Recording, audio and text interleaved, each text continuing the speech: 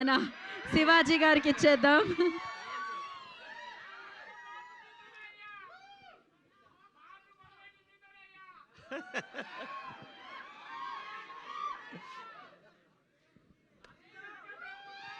అందరికీ నమస్కారం అండి. పాత్రికేయ సోదరులకు, మీడియా మిత్రులందరికీ కూడా పేరు పేరున నమస్కారాలు. ఈ సినిమా ఎలా ఉంటుందంటే, మనం కేఎఫ్సి సెంటర్కి వెళ్ళి మంచి చికెన్ బకెట్ తీసుకొని వెళ్ళి కూర్చుంటే ఎట్లా ఉంటుందో వేడి వేడిగా తింటా ఆ మజాని ఎంజాయ్ చేస్తా, అలా ఉంటుంది ఈ కేఎఫ్సి నుంచి వచ్చే సినిమా.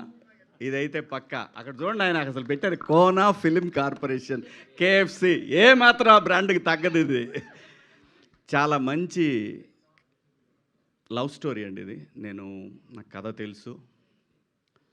మనల్ని ఒక పాత్రకి అడిగారు, ఏ పాత్ర అయి ఉండొచ్చు,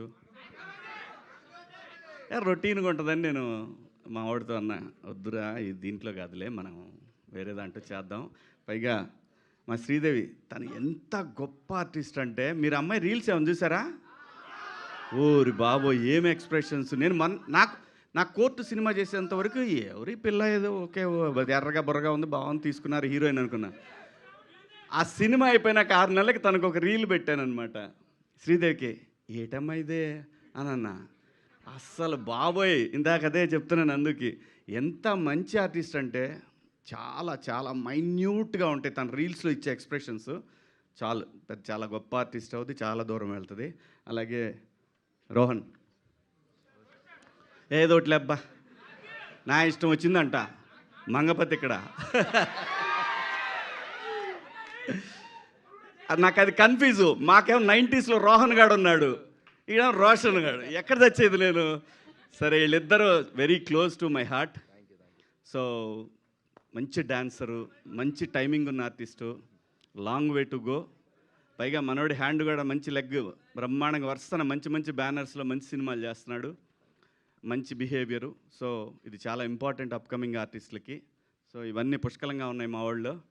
చాలా బాగా చేశాడు ఈ సినిమాలో. మీకు మనోడి డ్యాన్సుల గురించి మీకు చెప్పేదే ఉంది, అందరూ బాగా చేశారు. డైరెక్టర్ గారి కథ నేను విన్నాను, చాలా బాగా చేశాడని చెప్పారు.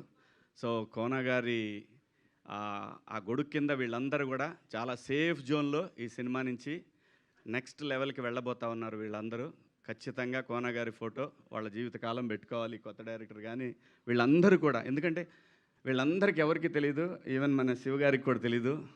కోనా గారు ప్రొడ్యూసర్గా చేసిన సినిమాకి ఆ సినిమాకి చేసిన ట్రైలర్కి నేను అసిస్టెంట్ అనమాట అక్కడ ఆ స్టూడియోలో, ఎడిటింగ్ డిపార్ట్మెంట్లో,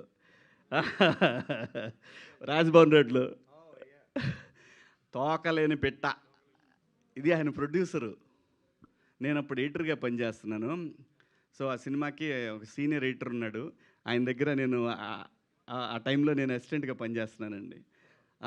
అక్కడ పరిచయం, నాకు అక్కడ తెలుసు, నేను పరిచయం లేదు ఆయనకి, ఆయన నాకు తెలుసు. కోనా గారు ఏదైనా టైం రావాలి. నేను చాలాసార్లు అనుకునేవాడిని, ఎందుకంటే అసలు ఆయన రాసిన కామెడీ స్క్రిప్ట్లు ఎవ్వరు రాయాల. ఈవీవి గారి తర్వాత అంత స్థాయిలో కోనా గారు ఆయన స్క్రిప్ట్లు అంత అద్భుతం. కానీ ఎప్పుడు బాధపడేవాడిని, ఎందుకు రావు మనకి వీళ్ళ దగ్గర నుంచి, ఎందుకు క్యారెక్టర్లు రావు అని ఫీల్ అయ్యేవాడిని నేను. ఏదైనా టైం రావాలి రబ్బాయి, దేనికైనా లైఫ్లో దేనికైనా టైం రావాలి. టైం వచ్చినప్పుడు అన్నీ అవే సెట్ అవుతాయి, కాకపోతే అప్పుడు మనం రెడీగా ఉండాలి. సో ఈ సినిమా రేపు 13వ తారీఖు రిలీజ్ అవుతూ ఉంది. సేమ్ కోర్టు డేట్ అందరూ 14 కదా అంటారు, 13న ప్రీమియర్ వచ్చాం, ఆ రోజే హిట్ టాక్ వచ్చింది. ఇది కూడా అంతే, మార్చి 13 సూపర్ హిట్ అవుతుంది. మీ అందరు దీన్ని ఆదరిస్తారు. అలాగే అస్సలు తను టచ్ చేస్తేనే ఒక వైబ్రేషన్ వస్తుంది. తమన్ గారు నాకు చాలా చాలా చాలా చాలా సంవత్సరాల క్రితం తను కష్టపడే రోజుల దగ్గర నుంచి నాకు తెలుసు.